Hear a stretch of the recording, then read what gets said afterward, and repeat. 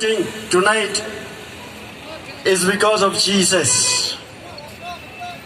It's because of the love of God that we are celebrating tonight.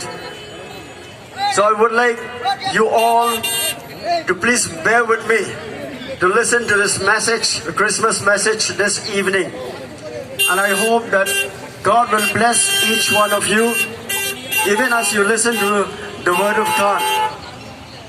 The Bible says in John chapter 3 verse 16, "For God so loved the world that He gave His only begotten Son, that whosoever believeth in Him should not perish, but have an everlasting life."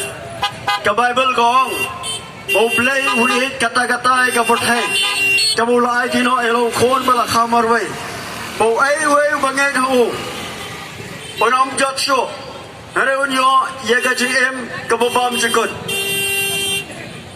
And also the Bible tells us in Romans chapter 3 verse 23, "For all have sinned and fall short of the glory of God.